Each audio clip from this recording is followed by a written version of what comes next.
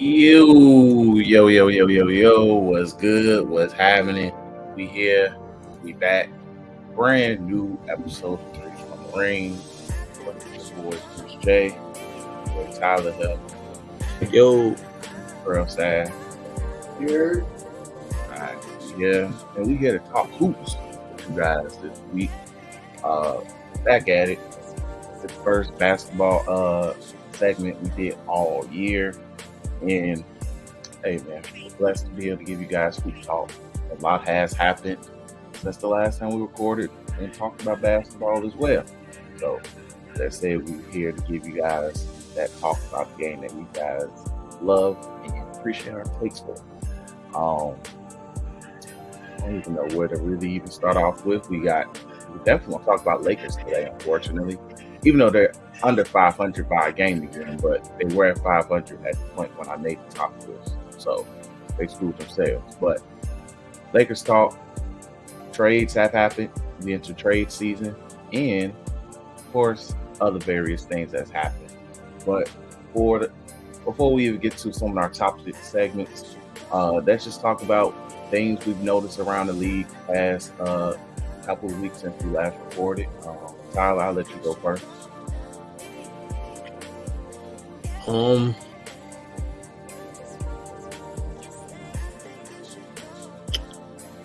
At this point in time, I was really not expecting for the Timberwolves to look the way that they look. But I have to give all the credit in the world to Anthony Edwards. He was my player that I said I was gonna. Even last season when I was watching him, like he's gonna move up. He's gonna take another leap going into this season, and it's showing because they're still at the top of they're at the top of the conference, bro. Last 2 years ago they were barely making the play-in. Now they're at the top of the conference. Now the season is still somewhat young. It's still a long way, half a season to go to see if they keep it. But I like the way that they're I like the way they're playing basketball right now. I think it's a good surprise, I would say, because we had been giving Minnesota flack, for the Rudy Gobert trade, and like how you gonna make both of them work. And in the midst of that, we weren't really giving Ant enough credit as a player and like how he could help make it work. And he's made it. He's making that leap. He's if we're talking about like another guy that can be face of the league material in terms of marketability and stuff like that, he's another one of those guys that I like his chances a lot. And he's still got a ways to go, proving himself and getting the notches underneath his belt. But I like Anthony Edwards a lot, bro. He's really one of the ones. I will say I agree with what you're saying about Minnesota, but the underlying statement is they are using Gobert properly too. That too, it makes a difference. He's having a quality season. Yeah, he very much is. So, but like I definitely hear you on everything else. Like team wise, Timberwolves look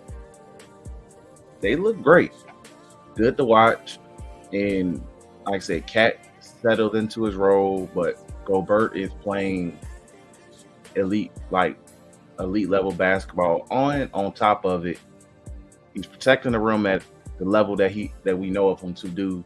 But also on top of it, everybody on that court can defend. Facts. They got a real everybody on that court can defend. Like, what's their version of Jared Vanderbilt? I pretty much call him that nigga. McDaniels. Yeah, Jaden McDaniels.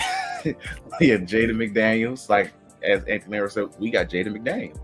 So him, Connolly, a couple other few other players they all are willing to defend, and they solid offensively as well. Connolly cut the locks off and he's playing good basketball again.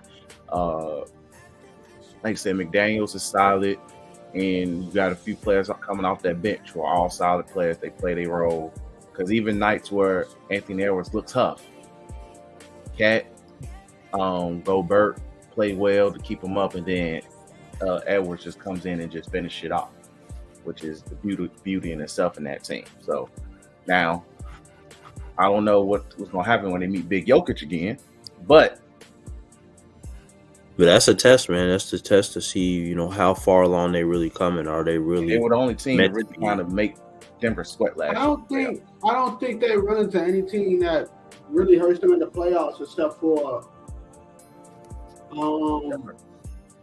Denver, or if maybe the Lakers.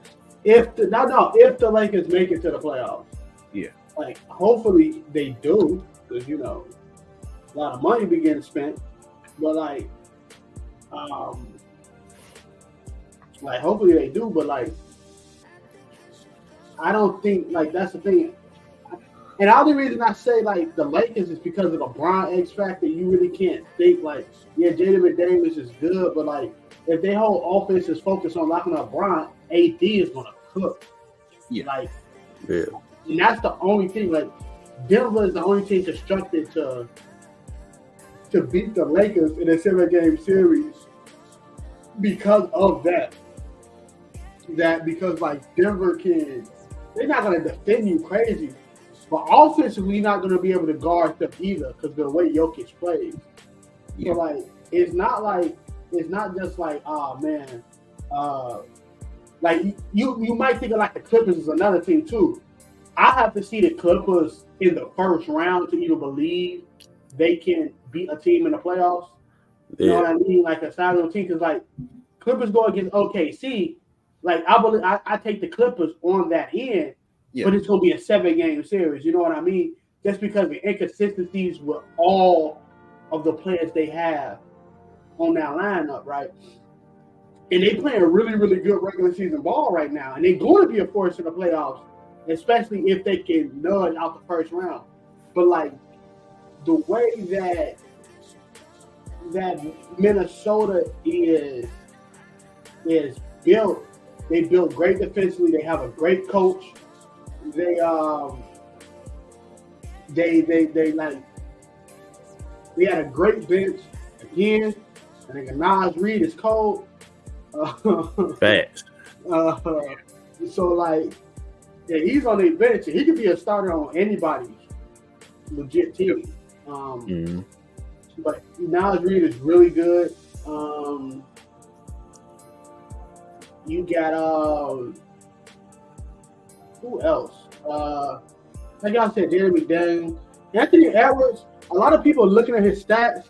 He averages the same as Desmond Bain right now, but he also do got to share with Cat. Cat demands the ball a lot.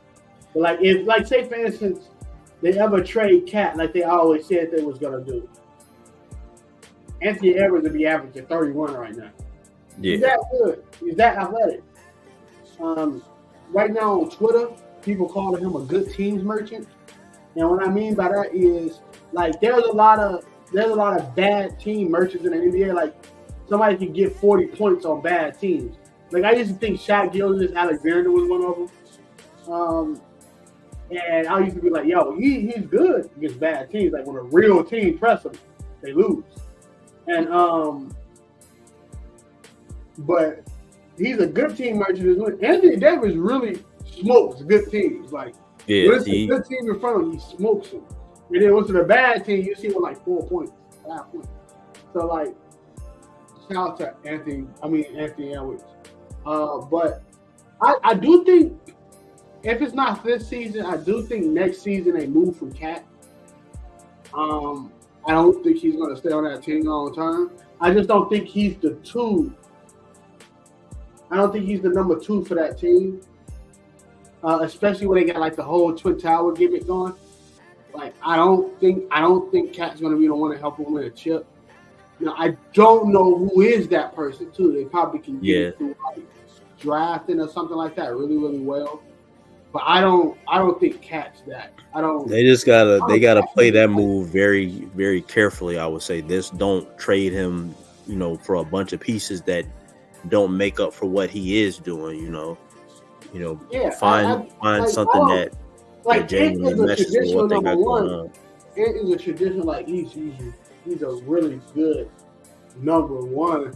But I don't know what could be like. I ain't got a basketball mind like that to know what can complement and to make it like what could be his Scottie Pippen, what could be his Anthony Davis, something like that. I don't think Cat is that. I mean, right now it does look like playing with a solid scoring big. It does. I feel like that helps, but it's not too many. Ain't no other scoring bigs out there. You're not gonna get Joel. You're gonna be strapped up to even build a deep playoff run roster. You know what I mean?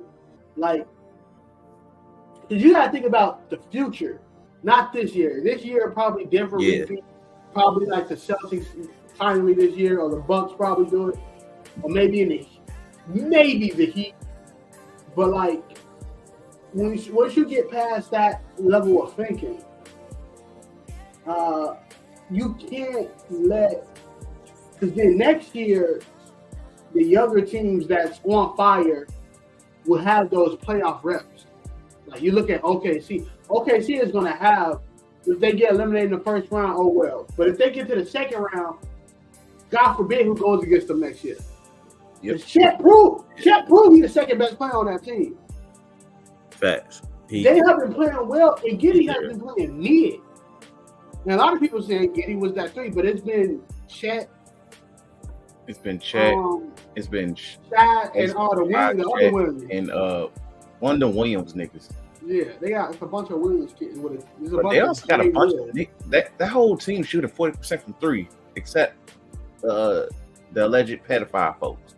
So now, like that's what I'm saying. Like we might not Giddey might get moved. They don't need him anymore. You really don't. Like the way Shai can bring up the ball up the court, the way Chet can play out the post or even quote unquote bring the ball up the court, you kind of don't need him. But I don't know.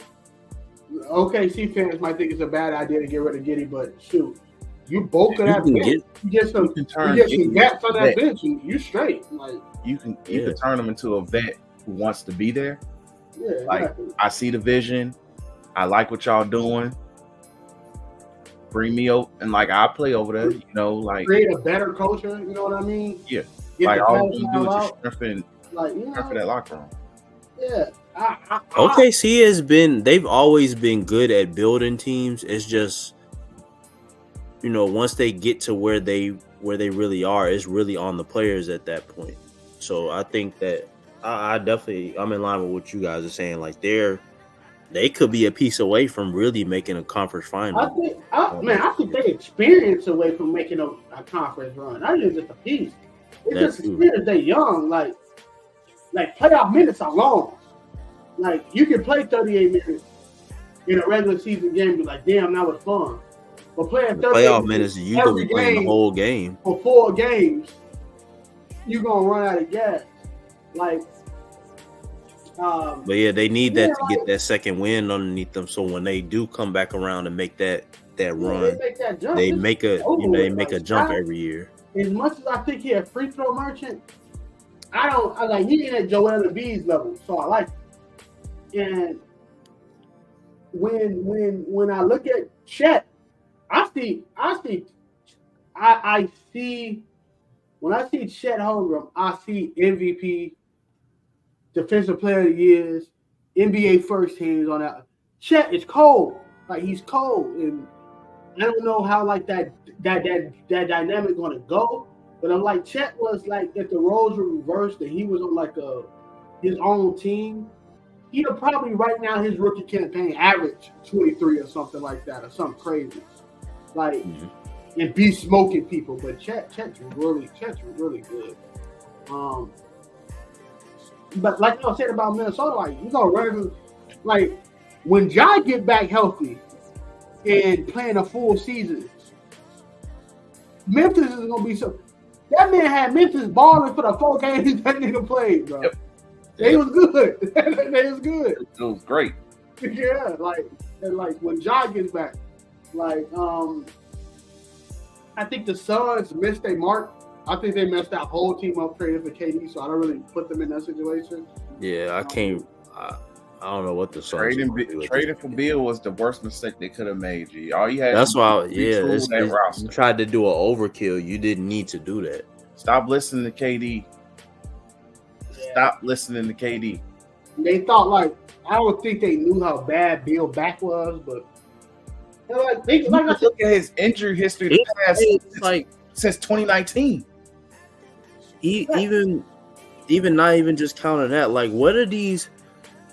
what's really going on in these front offices? Like, do some of these people really know what a basketball team is supposed to look like, or are they just looking at stars and be like, okay, if we get him, he's gonna bring such and such along? But you don't. You have to know what other personnel you need to fit around those players. And then not even counting, if they injury prone, because they injury prone, it's all up in the air to begin with. So, they shot themselves in the foot. I said it was overkill, but I said if they get it together, which, it's always going to be a question behind that. If they get it together, it could be a problem. But at this point, we looking at the same situation we looking at in Brooklyn. Pretty much. But it's just with the Suns, you was fine.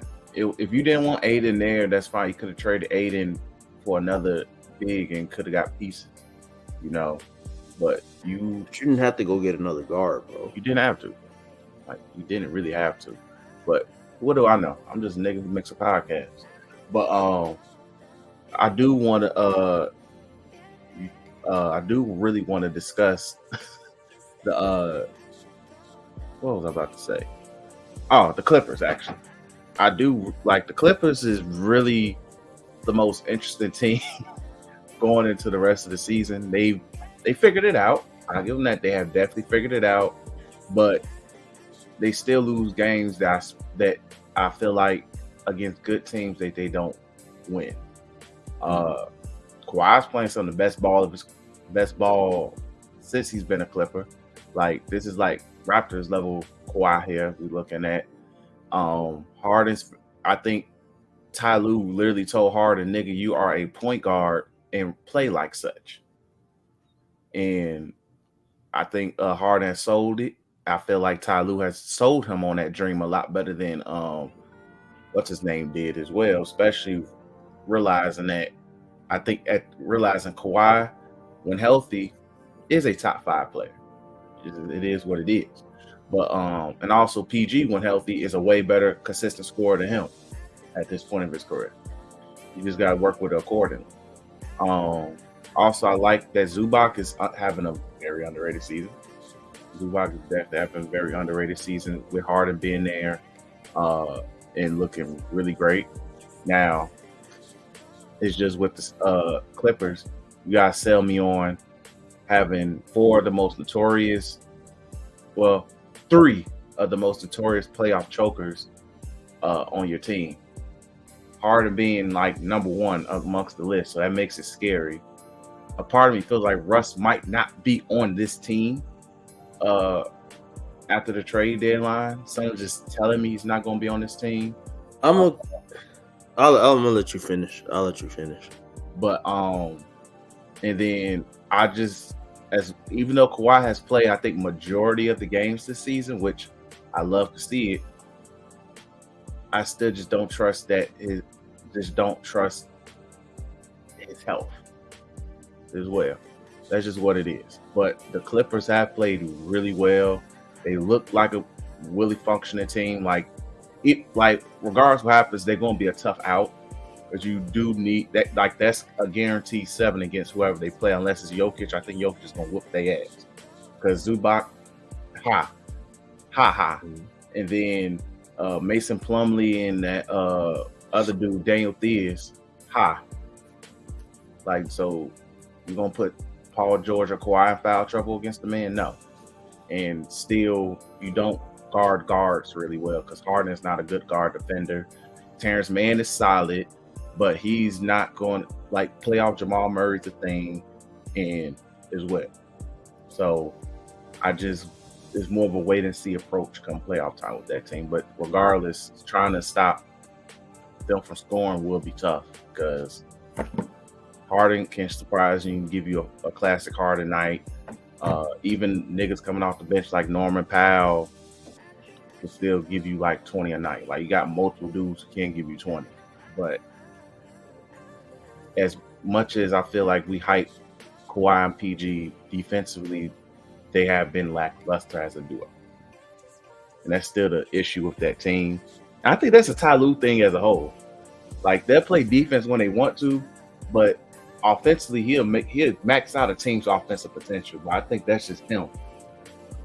It's just defensively, like dudes just get real comfortable around him, where it's just like, why you don't guard like you used to? So I think I don't think this year is going to be the year.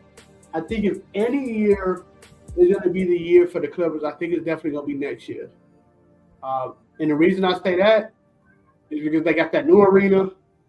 And I think that just like when the Warriors got chased, they ended up getting another one. You know what I mean? So I just think they're going to get one outside of Staples. Which is, because I honestly think it's just going to mean something to have something of their own. So they're going to want a championship of their own, too. But I don't think this year is the year. Again, they deep, but their bench is bad.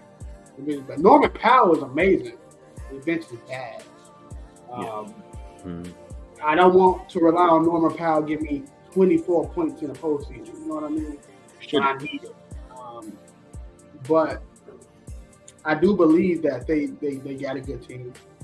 They might make the conference finals against the Nuggets. I would still take the Nuggets. If they make it out the conference finals, I probably won't watch the finals because I don't want to hear that. I don't like Clipper fans are weird. They're just like one of them teams. Why would you be a fan of the Clippers? They like such a weird fan base. But yeah, it's kind of like Sox fans with like Cubs and stuff like that. And why would you be the fan? Why would you be a fan of the Sox when the Cubs right there? Let me quit. I'm joking. I don't watch no. Hey man, growing up, they were at the same time. G, they were the cooler team. G. Well, honestly, okay. Let's put it this way: both sucked for growing up. It was just you see Frank Thomas and two other niggas who were really cool. Then you just see Sammy Sosa. Then you realize Sammy Sosa is black, but that nigga also don't speak English. Okay. He relates to Frank Thomas more. Okay. He rated Frank Thomas more, G. And then you see, I pass the stadium every day, at least in some capacity. Okay, cool. You see that? You're like, all right, cool. 2005 happened. Yeah, let's get it.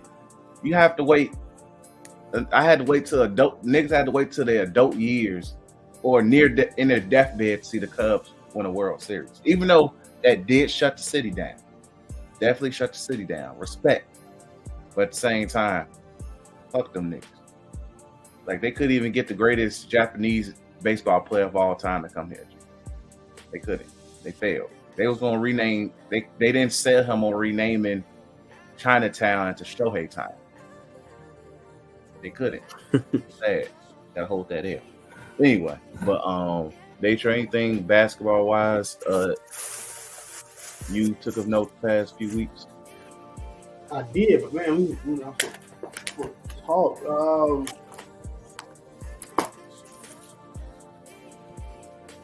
I don't watch 76ers games no more. Watching Joel Embiid is like watching the worst type of thing. The man averaging 35, G.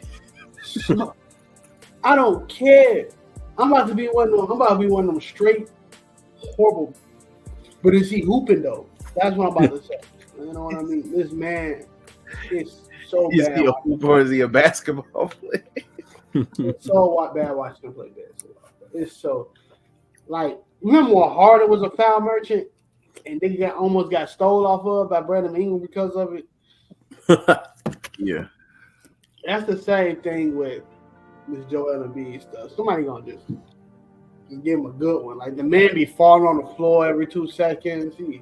It's like when you watch AD, you think he get an injury every time he fall on the ground. It's like, bro, every time Joel fall on the ground, this nigga getting a foul. So, yeah. It's nasty. It's real nasty. Other than that, like I said, with the Thunder, they really good, but they can't beat like the top teams. I'm like the real top teams, like the real ones. You can tell they're not gonna be able to beat them in the playoffs.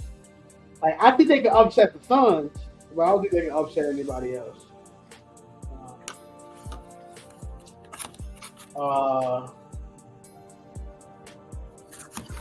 We can talk about trades later, but shout out to the Knicks.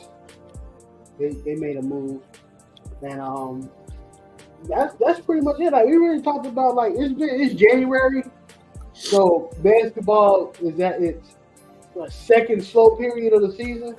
This is the only sport that got like 4 slow periods in the season. Because you go November, it starts, then it tanks from like December.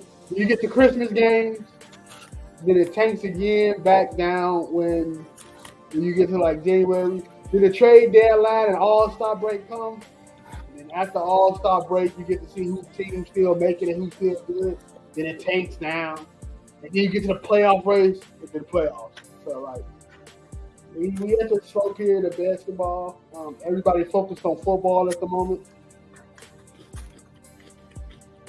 I really ain't got nothing else for me.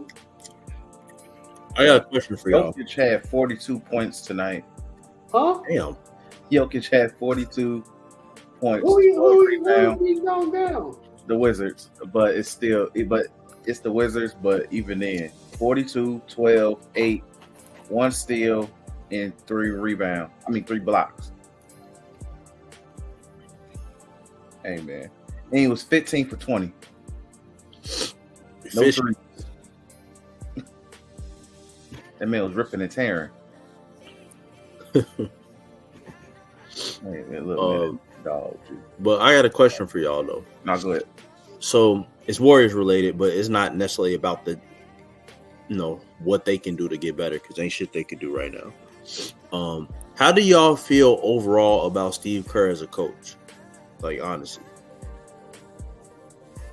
I was listening to another podcast, and they made a really good point in that teams just figured it out with the Warriors. It's like, okay, yeah, Steph is still going to be Steph. He's generational. Speaking of which, also, officially on this episode, I cannot play F. Steph Curry no more on this podcast because Lil Boom, the creator of said song, is a pedophile. So, with that said, that song will be officially discarded from the soundboard for good. For good. That nigga out of here, man. Yeah. So, with that said, back to, anyway, Steph Curry's generational. So, he's going to still be Steph. But teams figured out the system. Plus, they got older and all of that. So, of course, he still wants to run what he runs. It's just he has to learn. Honestly, I think it's just teams figured them out. On top of it, poor development as well. That's the point. That's the point I was trying to get to, is the poor development part.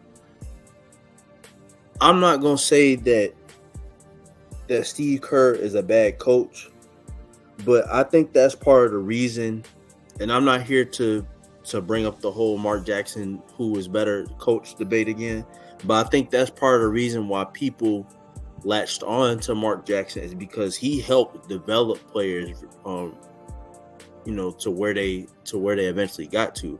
And that's why they felt it was wrong for them to kind of out him, that last season before they finally made it. But I think Steve Kerr, he the proper way. He wanted Steph to be Trae Young more than Steph just play off ball, run around all around the screens illegally, and all of that. But that was he wasn't playing Draymond. He was going to let wasn't playing Draymond. He played David Lee. Andrew both. Yeah, like there's reasons why he, end up not being the coach more so than, for whatever everybody else is bringing up. But my point is with the whole development thing, that's a usual thing that happens with a lot of them coaches that come out from underneath Pop. They don't be knowing. Like Pop was good at developing certain guys. Granted, he's playing with he was working with generational players. Yeah, Forrest DL looking like God. That's what I'm saying. Like he knew what he was doing. But for whatever reason, a lot of them coaches that come out from underneath him, they don't be wanting to play the young guys, or they don't be wanting to put that battery in their back and go for it. Because I feel like if they would have got to them younger guys sooner, whether they won that last chip or not, I think it would have benefited them more. Now, somebody like Wiggins, ain't nothing you could do with him. That nigga just lazy to me. Honestly, God, I just think he's just lazy. He got his ring and it was like, all right, man, I proved my point. He got his ring, he proved his point. He like, I'm good. He brought a ring to the 6. It's just, it don't fly in the Drake line like it do with Corey Joe brought one to the 6. I found a Greg Popovich coaching tree. And it's literally just Steve Kerr and Mike Budenholzer who don't know how to develop talent. So you got Ime Udoka, who got the Rockets playing decent, and who got the Celtics to where they are now. Yep. I don't want to count Monty Williams because he's in the cesspool, so we're going to put an asterisk on Monty Williams. He's in Detroit. You talking about that place? Doc Rivers is part of the Greg Popovich coaching tree. Apparently. For real? Yep. Yes, he has took young teams to the playoffs. He has, yeah. Notable first round exit, but the coach from the Grizzlies. I can't think of his name right now. Not Mike Malone. He has a black. We say he has the blackest. Yeah. Taylor Jenkins. There we go. Yeah, Taylor Jenkins. There we go. Okay. Can coach. He's only 30. Well, when this article was made, he was 37. But he can coach. Young talent. Okay. I'm looking for the Mike Brown. Come on. Mike Brown can coach. He's not bad. Mike Brown. No, he can coach. No, he. Mike Brown can coach. Mike Brown hasn't been afforded a team with multiple with a lot of good talent. He's been like when he had the Cleveland teams, it was really just LeBron and Antoine Jameson for those couple years. 1 year, half a season. I was there. Was that just one season? Amari. Yeah, but yeah, he wasn't working with nothing but LeBron at that point, and Shaq for that one. Made that team wrong, but if Pop has a respectable tree, like that tree is respectable. But it's just the development of those two, the ones that actually won or got a ring out of it. They gotta, especially Kerr. They gotta give these young guys a chance when they bring them in. You don't have nothing. You're not losing nothing at this point. As much as I like to slander Warriors and anything that involves Warriors, I think Kerr was stuck in a rock and a hard place. Is it time to develop, or is it time to run the big three run until they can't run no more? If that's the case, you only need 2 young talent on that team, a Kuminga or Moses Moody or something like that. But you have to remind yourself, Andrew Wiggins like 27.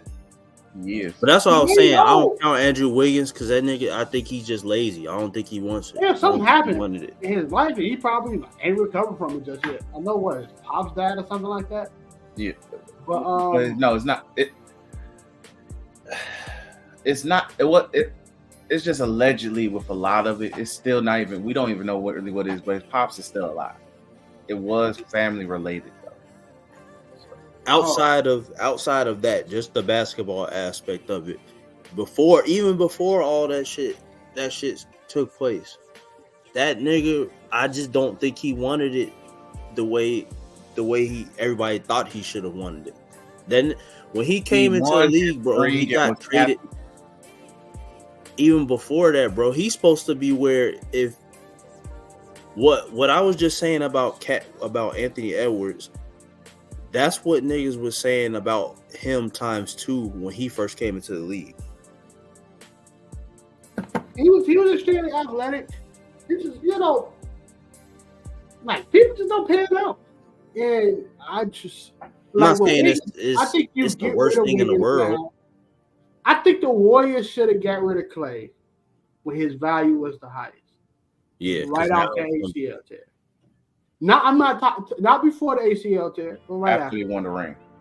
After they run the ring. After you get rid of Clay, then you wouldn't have the Jordan Poole problem that you have now because you don't get rid of Jordan Poole because you don't have no more Clay. So I don't think you get rid of Jordan Poole. I think you tell Draymond to suck that shit up. Like, is Jordan Poole number 1 or number 2 on a team? Of course not. But he could be a number 2 to freaking Steph Curry, which is a number 1, 2, 3, 4, and 5 on the team. He's that good. Like, nobody looking for them they looking to win a championship. Most NBA fans is looking at them compete. They can't compete. Yeah, they're older and they're young. Once Charles Barkley started being right about your team, you should change some things. But like, even with that, when you trade pieces in the NBA, I think you should trade off value of what you'll get in return for the future. Now, if it's the only time you go against that, if Steph say, "Don't trade my guy."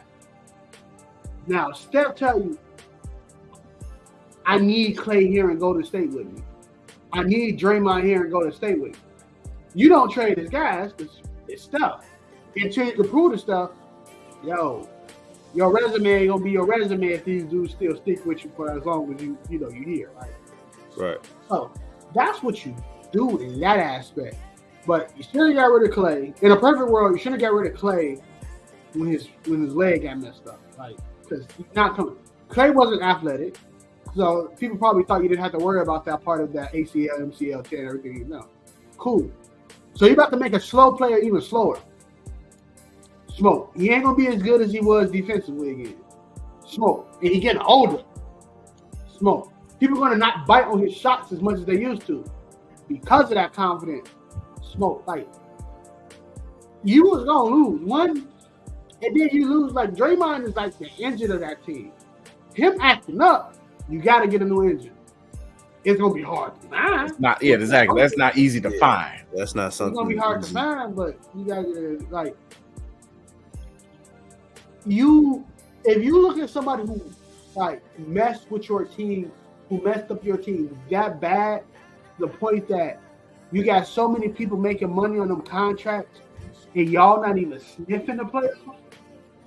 Like the niggas who only making money on like something like the Lakers, Bron, AD, Austin a little bit.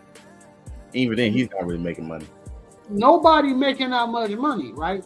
Now they got a bunch of people on mid contracts, on like mid money contracts, I would say. Tradable contracts. Yeah, tradable contracts that nobody wants. But there ain't nobody. You ain't looking at the Lakers like too many people making money and we ain't going nowhere. It's just Bron and AD. You know what Rob Pelinka say? I better get it together. I can't make a miracle out of nowhere. You can't look at that Warriors team. I don't blame young development. Because Steph window is not a young development situation. We don't put Bron in them same kind of way. We don't blame Bron coaches in his coaching time for saying, "Oh, they didn't bring up them young stars when they was going." There was no need for them. There was no need to develop the Norris Coles of the world. There was no need to develop. Right, those situations was different.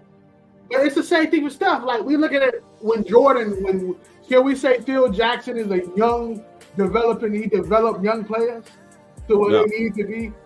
Because it was come in and know your role. You better know your role, and we winning.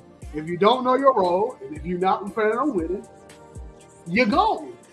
But I was just saying, like and I'm not blaming Kerr necessarily. I'm just filling out like what he needs to change for himself as far as his coaching for what he has. Because like you said, if his position was I got to roll with my vets until until the wheels fall off. So be it.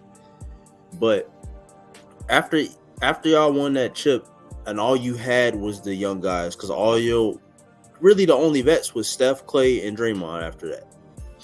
So with the young guys, it's like at that point you didn't have nothing else to prove. You didn't have nothing else to lose. Yeah, but you just want to push it. That's all they want to push it till the wheels come off. Like that year, 2 years ago was their last dance. They riding on the axles right now. It was that was their last dance. If Jordan said, "I'm not retiring," and Jerry Cross decided to keep Scotty on that team because Mike said Scotty stays or I leave, and you're like, "Know what? Fuck it." And now what we're seeing is Steph. If they stayed, we would have saw the corpse of Scotty looking huff, and Mike playing generational ball, getting stomped out by Patrick Ewing in the lockout year. Just to go to the finals. Get stomped out by Patrick Ewing and Latrell Sprewell in the game. To go to the finals to lose to Tim Duncan, and then get stomped out by Reggie Miller in the game in 2000 just to see Shaq and Kobe stomp out Reggie Miller and them. We would have saw Mike get crossed up by Jalen Rose, and my childhood would have been ruined, nigga. I think like with the Warriors, there's no fixable situation right now. No, because there's nothing that you want to make happy if you're a GM. That's why I think Bro got up out of there when he had a chance to get him back. Bob Myers. If I'm Dunleavy or whoever their GM is right now, Yeah, like you knew like you got to make it. Like this is a situation like most front offices out there tell you go win, and if you can't win, tell me when we about to get a chance to win. Like compete and sell tickets. I'm pretty sure Golden State, like, bro, we one of the best teams of like the decade. Like we can't. The big three is our money maker. We can't, there's so much that probably talk go on to that. Then you got to make sure the players happy. I know they ain't gonna lose, but I'm pretty sure Steph don't want to see Draymond and Clay go. And but you can't so many teams will bite on the Draymond trade. Where you to fix that roster to compete. It did have picks down the line. Because Draymond is still useful for culture building. And put the quotes in the camera. Culture building. So many teams, so many contenders will bite on the Clay, bench or no bench, because he can shoot. Like so many teams are bite on these players. And then all else fails. Steph one day say he want out. You give him out. Like I don't think like some people live in the past a lot when it comes to their favorite team. Like the Bulls fans live in a past. Mm-hmm. That front office live in a past situation. Like it's never going to be like what Slim Charles on the wire said, man. The thing about the old days, it's the old days. You got to build a team for what it is now, bro. And like that, like you could build a great squad with Steph Curry with the assets you got in the offseason if you wait till then. Because I think guys will come to Golden State to come to fill them spots. San Francisco. It's just they got to start moving them pieces around so they can open the doors for them. And I get I feel like the only thing that is stopping them from getting rid of Clay and Draymond is the whole whether Steph wants to do it or not. Outside of that, if I'm Mike Dunleavy, it's time to make some changes because it's not working no more. We ran this course. You guys did what you did. It's time to move on. Like you just gotta, it's culture change situation. You just gotta change the culture. You got to. Change what people. They should know better. It's an evolve or you die type of sport. Yep. Because the league changes year by year. Shit, arguably. And they was the last team to make the league to force the league to change. Yep. Now you have to move along with the league. Granted, Steph might never get another chip in Golden State, but at least he not going out with these huff seasons. You know. Because I'm gonna keep it a being with you. One more injury for Steph, it's probably a wrap. One more good injury, it's probably a wrap, bro. Like I said, he has 2-3 good healthy seasons, but it depends if he's healthy. And with him carrying the way he is, there's more work on your body. Like you gotta look at your team right now and be like, can we compete? When you gotta look at your team, look it up and down. Can we compete with the Celtics? Nah. No. Can we compete with Denver? No. Well, they ran us off the court every time we played against them. Nah. Shit, can we compete with the Lakers again in the 7-game series? Not this version. Last year it was like, but like this year, hell no. You're not like no. Especially when we talk about the Lakers. AD's playing real MVP level ball if just the Lakers were winning games. But we'll talk about that later. But no. So, no. Hell no. Golden State smokes like a pack of Newports. Yeah. It'd be like that. I couldn't wish on a better person. You know what I mean? Yep. So, yeah, so let's go ahead and move on. Let's go ahead and talk about trade deadline things and other trades. But biggest trade happened a few days ago. Pascal Siakam got kicked out the Six and unfortunately has to move to Indiana. Very sad state, but at least you're used to the cold. But taxes is cheap there. Gas is cheap there. So shout out to Indiana. But he is a Pacer. And they pretty much got rid of him for a bag of chips, honestly, because you didn't really lose none of your key core. Of course, Halliburton wasn't going to be in that trade, but kept Buddy Hield. You kept that nigga with the hard pronounced name on their team. This is second year. I forgot his name, but he has a very. You talking about yeah, that dude. I gotta look up his name, but dude. Miles Turner, and you still got TJ McConnell coming off your bench. And they got a couple, and like they backup center's pretty good. But overall, you still have a good squad. And you added Pascal to it, sacrificed a few picks, whatever. You're a small market, so you got to compete. Like you have your young man and your young star in terms of Halliburton. Pascal isn't a bad player, and I think he made it clear whoever he do sign with, he was only going to accept the trade if he was cool with re-upping it. So clearly he wants to play with Tyrese. So shout out to that. I like the move. I looked at I was watching ESPN, they showed they lineup and they started a lineup with him, and I was like, he fits perfectly because for one, Pascal isn't a shooter. Miles Turner wants to shoot threes. So you can still keep Turner outside at the 3-point line, use him as a lob threat, pick and roll lob threat, and Pascal can play inside and still run a pick and roll, pick and pops with Halliburton too. Plus, he's better as a off-ball cutter type player as well. To me, he's underrated in that aspect. Having him literally just do, as we memed to death a few years ago, him doing gorilla spins into the hoop. You can only do that so many times. So I think Tyrese is definitely going to set him up in a lot better ways compared to like his past few seasons in Toronto. Even though he was an all-star, I give him that. But I think he'll be set up in a lot better positions now as a Pacer. But they do have a legit number 2 who's comfortable being the number 2 on a championship team at one point. So I do like the move. I like the move. Bro, it makes a lot of sense. They didn't try to do too much. They didn't do too little. I don't like the move. I understand it. I don't like it. Like, I understand it because you ain't getting no free agencies in Indiana. You're not. Not happening.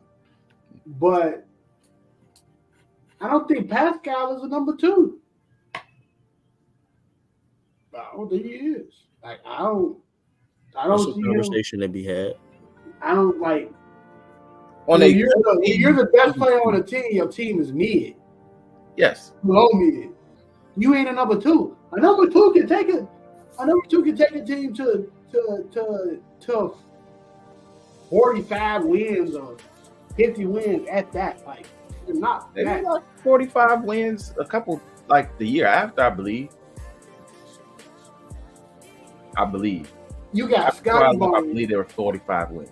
You had a young team and you couldn't do it. That. Let me look at the Raptors record the past couple of seasons, because I'm like, at least not the past couple, but the past few years. Since you about to Kawhi. do everything after Kawhi? Yeah, everything after Kawhi. Let me look at Toronto Raptors record.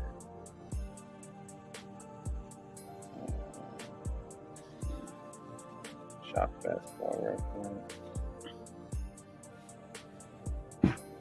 Let's see. So the year they won the championship was 2018.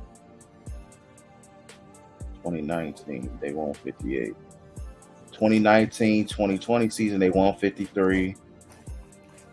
2020, they were huff that year. They won 27. 2021-22, they won 48. And then last year, they were a 500 team, but I believe they made the playoffs. How did they make the playoffs last year? No, they made the playoffs last. No, they didn't. No, they didn't. They lost in the play-in. I forgot who they lost in the play-in to. No, they lost to the Bulls. No, they lost to the Bulls in the play-in, and the Bulls, they gave Chicago niggas hope. And I was like, y'all do not want this. And then I forgot whoever corrected God's work and made sure the Bulls didn't make the playoffs. They didn't make it. Sent them niggas right back. He did lead them to 2 45-plus win seasons. I think 2021 he was hurt off and on that year though, if I remember correctly. But. Look, I don't see it, man. I understand where you're coming from, man. I get where you're coming from. I think that's a convert. We talk about like who's like legit number ones a lot in the league, but I think the more important question is who is like legit number twos in the league right now. There's more number twos, there's more shitters than peers out there, bro. My bad. Yeah, of course, on a team like I don't even want to say like he won't fit right on the Lakers, but a team like the Warriors. The Warriors, yeah. You will honestly be number two on the Warriors, unfortunately. But you'll be a number two with a bunch of people helping you get things together. Like the number two he have to be on Indiana is not the same person that you'll be on the Warriors. It's the same number two he was when they won the championship, though. No. For Indiana? No. I'm talking about Pascal as a number two, the same number two he was with the Raptors when they won. If he was on like a Warriors type team, he got a generational player. Tyrese Halliburton is a generational player. Not now. He in his prime right now. Like, when Tyrese Halliburton can't get a shot off in the playoffs, can you trust that Pascal Siakam winning that game? Not really, no. If Jason Tatum not getting his shot off in the playoffs, can you trust in Jaylen Brown give you one? Yeah, even before we learned he could do. That's what I mean. He can't do that. You can't even trust him. Can you trust Jamal Murray winning you a series? Guess what? You can because we've seen it. Yeah, we've seen it. Trust Paul George. We talk about how garbage Paul George is in that. Look, I seen Paul George win series. It's just he'll say fucking in the worst possible way. But when they locking Giannis down in this postseason, because it's gonna happen. You think we're not gonna see Dame time? Yeah, we will. You think we're not gonna see Tyrese Maxey win a game for Joel? He has to, because we know Joel gonna get sick. I think Pascal do that. There's only so many post spins you can do before people figure you out, bro. He ain't that cold. I just think he fits well in their system. If I was an opposing player, you think it'll be a fear of Pascal Siakam taking over the game? Not really. What's the fear? Not really. What's the fear? I ain't never seen like I don't believe in that. I'm scared of a player type. I put fear in players. I don't believe in that. But I do believe in like, dang, that nigga balling. We probably about to lose type stuff. I ain't never seen somebody, man, look, that nigga Pascal cold. Oh, I'm not saying he cold, but he good. He still had to be good to average 22 as the number one. What they need, I would say for what they need right now, for right now, because who knows what leap they might make or may not make next year. But for right now, he made sense in the what you do. It makes sense in a way. And that's all you could really ask the Pacers to do right now is just at least do something that makes sense. Yeah. But like you said, they're not a free agent. He can at least, he's somebody who's going to give you a guaranteed 20. Now in this situation, what you do with Obi Toppin? I forgot he was, he comes off the bench. What you do with Miles Turner? Well, Miles Turner's still going to start. He's on 5. Guess who's going to be traded this offseason? I know we said Miles Turner been rumored to be traded since we start this podcast. So every year, but he's all like you. It's just certain things you don't do these days. I don't think you should have went for him. I understand why you did. You wanted to get Tyrese Halliburton the second player. He needed a second player because, bro, who else on that team dropping 20 at least? I don't think it's him. I don't think it's Pascal that takes them. I get it, but who else on that team? I don't necessarily think it is neither. I don't think he necessarily takes them over the hump or nothing like that. But at the same time, like I said, it makes sense for what they can acquire because I don't know. We don't exactly. There's nobody else they really get to come there. Yeah, it's nobody else. They really entice to be like, hey, take such and such and give us such and such. Yeah, that's just what it is. Like he don't mess up the team because regardless, they're still gonna be an offensive mastermind. I would say this is like one of them classic like trailblazer moves. That's what kind of feels. That's disrespectful because the Trailblazers had Dame. There's a difference. Dame is a top 10 level player. Well, Tyrese is playing like a top 10 level player, but Dame was somebody. It's a safe. What I mean though, it's a safe move. Yeah, but it's safe. They were getting Rodney Hood. Pascal at least has made all-star teams. Rodney Hood wasn't. Whatever the Raptors get is whatever the Raptors got is whatever. Raptors got picks. Yeah, they got picks. That's I think they got a good pick on a different team, but if they got one of the Indiana picks, they want Tyrese Halliburton's ankle injury away from being absolute ass. Yeah. So that's all I'm like. But this draft class ain't really finna be too much, no way. No, I understand that. Nobody care about this draft. I think they got the year after that or something. Chris, you have to look it up. Nobody care about that. Good. This draft class is extremely when I read, because like literally nobody in college has really blown it up this year. There's no player overseas is like, oh my God. It's the following year. Following year has a couple of dogs. Of course, you got that white boy. Cooper Flag. All of that. Like I said, future Bull, Cooper Flag, he gonna start filling.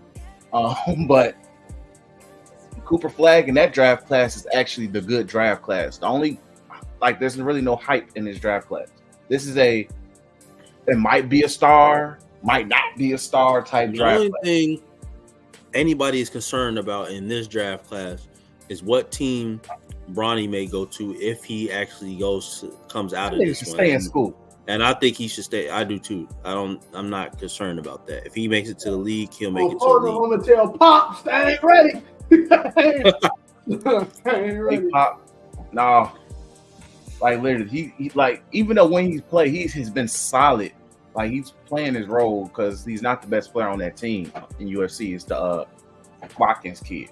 But even then, he's fake decent. And I'm not gonna lie, him coming out the into the league this year in the draft, he's not a number one. He's not first round. He doesn't want to be number one. I mean, not number one. He's not a first round draft pick. No, he'd be a first round. He would have been late. He would have been late. Ronnie's the first round draft pick off the name.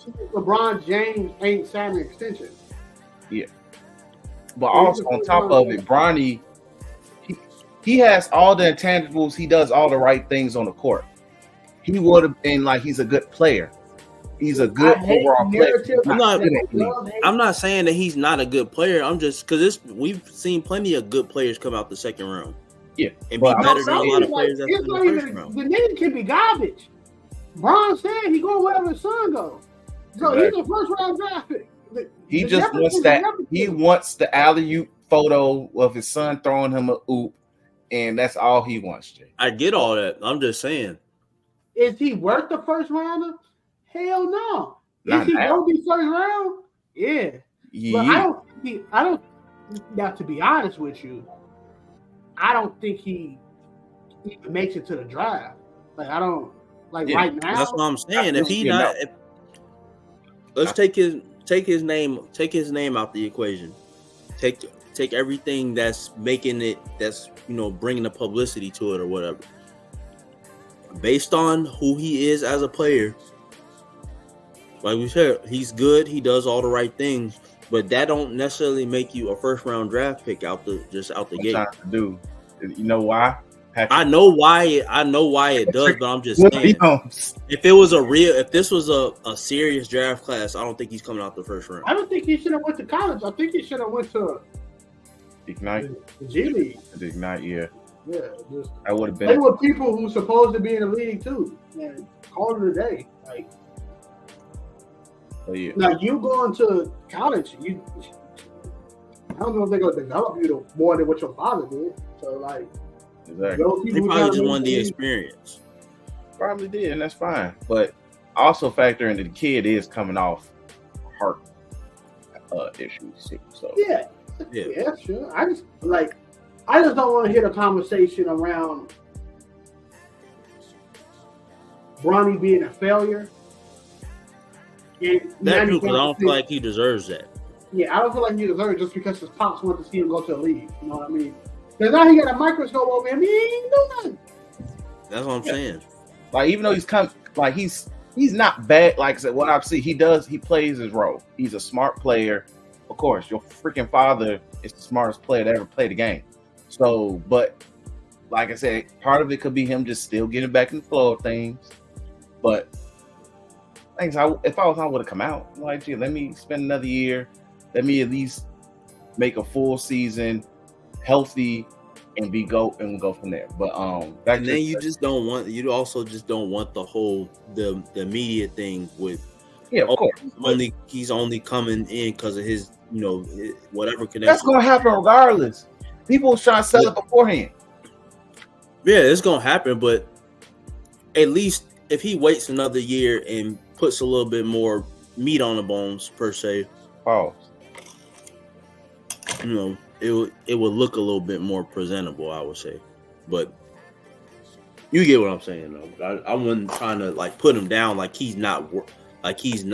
he can't be that, but yeah. But back to the really the only other major player that could be moved is DeJounte Murray name being thrown around the mud. His name and of course D-Lo, but who cares? But DeJounte Murray, where should he go? And does it matter, honestly? Yes, he should go to the Lakers. Do it matter? No. Lakers need a wing that's not LeBron James. Won't find it. Like you need a person who's going to consistently knock that ball in the hoop that's not LeBron James or AD. You need a number 3. Austin Reeves is not a number 3. He gets calls in the playoffs. Shout out to that. But I see Austin Reeves as a glorified energy guy. He's an energy guy who on an average night he's giving you 12, 15, but energy guy who can bust and give you 20 calls. I don't see why he's covered it. Tell you the truth, I'll cover Alex Caruso more than him. Alex Caruso does, but he's just overall better defender. But we're one of the few people in the world that value defense on this podcast as well. So, I don't think they ever should have. I feel like they should have paid Alex Caruso his money. Yeah, I agree. Yeah, I definitely agree. It's just what they did in a chokehold because they do not want to get rid of that nigga. I'm like, bro, you're not winning. Put Caruso on the team. Like put Caruso, any other contending teams or the teams that's like teetering or who can't contend like the Lakers. Oh shit, it's busting. You know, niggas gonna be held accountable. But yeah, but like I said, it's still possible he can stand up on that team if possible. Either way, Murray to the Lakers do make sense. The streets are saying Murray to the Bucks. Like I saw that and I'm like, no, it don't make sense now. You got Dame, so why would you need Murray? Because people still think Johnson Murray. Like y'all giving Giannis straight up. It's like who you giving up? That's what I'm asking. Y'all calling me. That's what I'm asking, bro. You giving up Giannis? Really, nobody on that team I want. Yeah. No, Middleton. No. Like so, I'm good. I don't really. There's rumors that Spurs come back. What made him? Who did? How many people you gonna need with the ball in the hand on that team? So yeah, like he would have to go somewhere where they need a guard. And it's only the Lakers that need a guard. Like everybody else, and again, it's not gonna matter. The Lakers and the Bulls. Everybody else is straight. And the Bulls, honestly, the Bulls need a lot. The Bulls need whatever. The Bulls need to start praying. Pretty much. But I really don't want to talk about them niggas because them niggas is tough. Because Zach came back, they were good for they were still good for a little bit, then they got bad again. So it is what it is. And also Zach LaVine has no trade value, but I still think that nigga might end up there flipped. I would laugh when that nigga get flipped. But let's go ahead and talk about Lakers, unfortunately. So as we already mentioned, they do need guards. Darvin Ham is on his 22nd starting lineup. He went back to the original starting lineup, which is D'Lo, Reeves in the backcourt. And I think now he got Taurean Prince out there with him, which he's using Vanderbilt. No, I think Vanderbilt's starting right now, right? Taurean Prince is injured. Okay, so I didn't know that nigga was hurt. But I think Vanderbilt's starting. I just want to open up with this. And this is just a frustrating thing with just niggas who's not really watching the Lakers. They just see them losing and not paying attention. But AD has been real life top 3 this season. And niggas is not giving the nigga credit for it. Healthy most of the season. Yeah. Has been legit generational. But during the midst of that nasty losing streak after the in-season tournament, he was playing legit generational level basketball. Still is. Defensive player of the year level basketball and great offensively. And then niggas was getting their ass kicked the worst possible time where he could have been getting the MVP traction that he deserved. It broke my heart. But shout out to AD though. I respect it. It's just them others, G. Like it's really them others. Bron be having his nights, but the nigga's 39. Like I said, Austin Reeves, like I said, that's. I think I don't know the conversations you see in the Lakers locker room. We don't know, but I think it's time for Bron to take a back seat. And you create a team around AD and what AD needs, and Bron becomes 16 to 20 points a night player. We on his last 2 years of being in the NBA at most, right? And he's still going to announce his at a high level. Going away. He's going to be the only nigga to literally retire playing at all-star level all his entire career, which is crazy. So I was thinking it's time for Bron to just be pure facilitator, and get people in rhythm and honestly give people a chance to take over. Let AD be the best player. Because like there's two things, right? If you're the Lakers, how you view what you got to see this team. There's two things. You either maximize AD in his legit middle of his prime, where he's playing the best, he's healthy. You maximize that for the next 2 or 3 years by building a team around him, or You prepare for Bron to say, I'm retiring, and you blow it up. Get rid of Austin Reeves for picks. You get rid of AD. AD will net you. AD will net you Chris Tapps, all the Boston picks, and some stuff in between. There's so many teams that can use AD. I think that they leaning towards the don't second have a option, legit to be center, honest. you get AD. That's the thing. If your center isn't Jokic or Embiid, you get a center. You get AD. You go for it. So, like, that's what I see. But again, I don't know. No, I get where you're coming from. It's just for me, the best, like I said, regardless, since AD's been a Laker, the best version of that team is still the 2020 year where LeBron was playing legit point and let that nigga do his thing.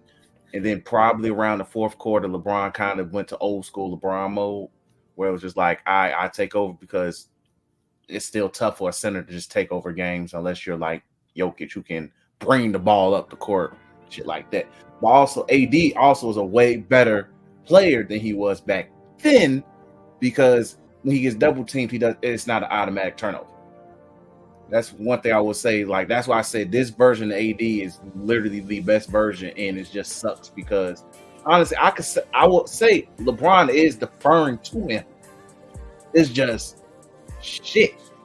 He's been trying to really do that the last couple years. And he has. That's what I'm saying. And he has, but it's the personnel sucks. around. Yeah, I was going to say the personnel around them keeps changing to the point where they have to kind of revert back to what they was doing, the year that they won, and it's not translating. And that's why I was saying it's really that the second suggestion you made, about them just getting ready for Bron to wrap it up, because I think it's getting to the point where it's too late. It's too late, but even with Anthony Davis being healthy and playing as good as he's been playing, right? It's too late to keep. You got to keep retooling the team every single year. I'm pretty sure that's tiring to deal with. It messed them up. It messed them up. I'm pretty sure, like, you have to stop listening to Bron. Like, that's when it's I feel like they have. I don't think so. Because I don't think so, because how do you let Lonnie Walker go to Brooklyn and he producing for Brooklyn? We can do the same thing for you, because nobody else on our team is doing that. How do you let, even before that, how do you let Malik Monk go? Now, the Malik Monk thing, that was just, but even then, that's just, I feel like that was more, because you got to remember, Russ was still in that thing. And then I think Lonnie Walker was just, let me finish. I think Lonnie Walker was looking for whoever was going to pay him, because their top priorities was Rui and Austin Reeves going to this past offseason. And Lonnie Walker was like, shit, I'm unrestricted. Who going to pay me? That was a toss-up. Yeah. And that was more of a toss-up, especially because you got to remember, the past 3 off seasons, they were like, okay, who's the player that a team gave up on? Malik Monk. Cool. You did your thing. We can't pay you. Kings gave you your money. Do your thing there, bro. Doing his thing. Lonnie Walker comes in. Spurs gave up on Lonnie Walker. And I really wish they did it, because it would be nice if Wemby had Lonnie Walker give him the ball at least. But Lonnie Walker won them a playoff game. Cool. All right. Because at least you can say Malik Monk didn't lead us to the playoffs. He just looked good on his team with Russ. Mm-hmm. And that was some bullshit. So then this year is like, shit, Cam Reddish. And Cam Reddish had his flashes. And I think he's hurt right now, is he? Or just Darvin Ham just took his hand out of the pocket and his hand said, hey, bench Cam Reddish? I don't know. So I don't even think Darvin Ham was supposed to be the coach for this team. Yeah, no. I still don't know where he kind of came from in the conversation. He was a hot name, Andrew. He was a hot name the previous offseason. He just didn't get hired. And who the hell's in coaching tree though? He is a Budenholzer coaching tree, which is the extension of the Pop coaching tree. So with that said, but niggas is also, but like, of course, top names, and also I think the Lakers still paying Vogel. They're still at the pay. I think that to this day they're still paying Mike Brown, probably, and somebody else. So they done paying Luau Dangoff. No, I'm talking about coaches. I know, I'm just fucking around. That's still hilarious. that contract is still in hell. But well, dang, but with that said though, so I think they were just like, look, we just gotta find we can't pay the top dogs. It would have made sense to hire D'Antoni because I think he was available. Would have made sense. You trying to run LeBron and AD ragged? God bless your soul. God bless the ministry. I think you should have got a veteran coach. Yeah. I feel like because Jason Kidd was gone already. He already got with the Mavericks by then. So yeah, but yeah, like, because honestly, I get keeping Vogel, but you kept him too long to the point where Jason Kidd was like, "Hey, nigga, I'm about to give me Luka, man," and been doing this thing since. But it is like I say, it's easy to really. It is, most of it's easy to point at Darvin Ham, but because that nigga's indecisive in terms of what he wants to do with lineups, and then he don't keep the lineups that working. That's his biggest fault. Like, you still got to play Vanderbilt because he's starting to look like Vanderbilt from Vanderbilt that helped you have a postseason run. Yes, the nigga can't do shit offensively or much offensively, but he hustles. He hustles, and that's something you need with a LeBron team. Like Tristan Thompson's, the Carusos, you need the hustle nigga who plays defense and has nothing to lose. You need that type of nigga. And like, it's just, you have to play that nigga. You have to. And he's getting there. It's just everything else. Like, I think Reeves is who he is. He's a core reserve player. That's the best way to describe it. He's a core reserve player. Like, I get why you keep him. Everybody loves him. He's a good-hearted person. Probably fun to play online games with on a road trip, you know. But is he a starter? Yes and no, but it is what it is. We probably put too much dip on this shit, but hey, it is what it is. That's why I say his contract isn't bad. And it's not like he's tough. He just, teams got the film. Simple as that. Teams got the film. That's why I'm just like, you got to figure out what you can get. D'Lo at least is helping increase his trade value, but I just don't think DeJounte Murray's the answer necessarily, because I think D'Lo can still. It's just D'Lo's just so bad defensively, where you can't pair him with Austin Reeves. So it's like, if I'm a guard, I'm like, shit, I'm looking at them two like buckets every goddamn night. And if I'm AD, somebody guard these niggas. So it's just, your roster construction, it makes sense on paper, but at the same time it don't. Because I don't think Austin Reeves is a horrible defender, but you can't pair him with him. He's a solid. Can't rely on him to. You can't pair him with D'Lo and expect D'Lo, like, because if I'm a guard, I'm like, hey, we're running a point guard, shooting guard, pick and roll the whole night. They ain't gonna stop it. Yeah. So that's just the issue in itself. So it's just, you can't have. It's just not really much more they can do at this point. Yeah, that's why I said that it makes sense why DeJounte works, because at least DeJounte's a solid defender. He's a solid defender still. That's why, honestly, I know Datra mentioned, goddamn, he just mad his name just slipped out my head. Dude, he on the Brooklyn now. Lonnie Walker. Lonnie Walker. But they should have kept Schroeder. Huh? They they should have kept Schroeder.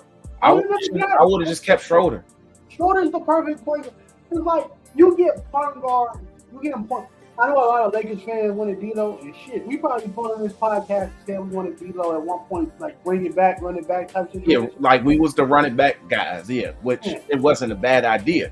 You just but what you see now, you kind of look back and be like, what you needed D'Lo for? I know anything was better than Russ. Russ didn't just fit with the team. Yeah. What did you need D'Lo for? Because you could have let D'Lo walk. I don't think Schroeder would have commanded as much money. So you kept Schroeder because that's your point guard regardless. And whether you want to come off the bench, start, whatever, he's an energy guy. He can guard. He makes timely shots when shit going left. Like that's been him his whole career. And then you could have probably got, but it's just like I said, we talk about wings often on this podcast. Like, what wing can you get, bro? It's really, what wing can you get, G? Like, if they were to try to get somebody that's a wing who's solid, I will look at Gary Trent on the Raptors. Nick, shoot, play solid defense. I would try to see if I could put Schroeder in that said deal as well. Figure it out. The third time is crazy. Look, man, it be that way. Derek Fisher was a Laker 3 times. He did leave 3 times, didn't he? They made the rule because the Lakers will keep trading him and get him back. So the league made the rule saying you can't trade a player, get him cut, and sign him again. It was a Derek Fisher rule because the Lakers would take advantage of that shit every year. He went from the Lakers to the Jazz, back to the Lakers. Yep. Like, it was the Derek Fisher rule. Yeah. But yeah. Like, it really is, like, when it's all said and done with the Lakers, it is guard play necessarily, on top of they do need a wing, but that's the issue. It's not that many wings in the league. It's really not.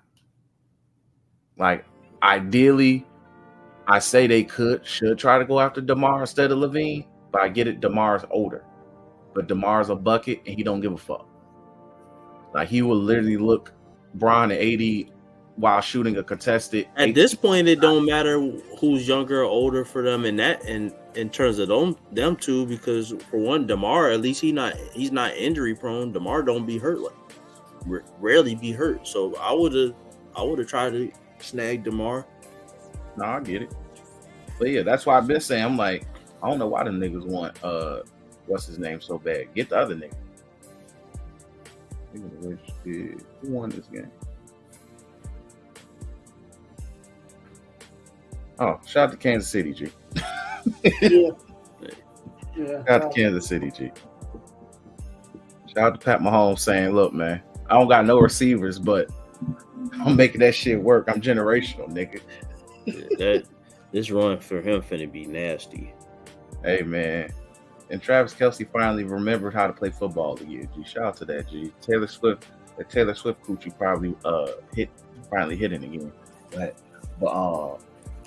But yeah, that's a little bit of football talk. But overall, with the Lakers, is just, I wouldn't be mad. They got DeJounte. Does it fix everything? Kind of, sort of, no, but it is. That's the best way to put it. It is what it is. It could have helped if this trade was available early on in the season, like maybe at least he would have been already in the system already. It's like now no system. Darvin whatever Ham, they got going hand in pocket system.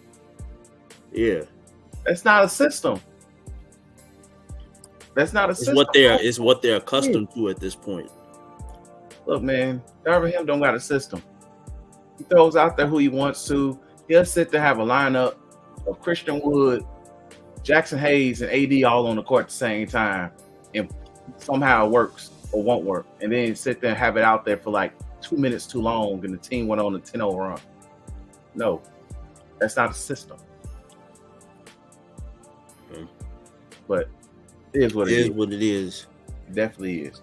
But let's go about it. Yeah, but let's go ahead and wrap this up. We appreciate you guys for listening. If you are listening, make sure you like, comment, subscribe. Apologies for that. Like, comment, subscribe. Make sure you also share, let your homies know, rock with us, subscribe. Tell them subscribe, all them good things. Follow us on Twitter at 3S from the Ring. Follow the Facebook page, Tweeking Media, as well. We greatly appreciate, on the real, we greatly appreciate our support that you guys give us, man, on the real. But with that said, peace.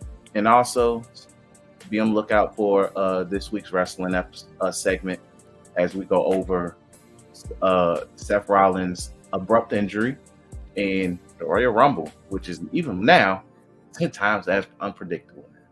But peace. Peace.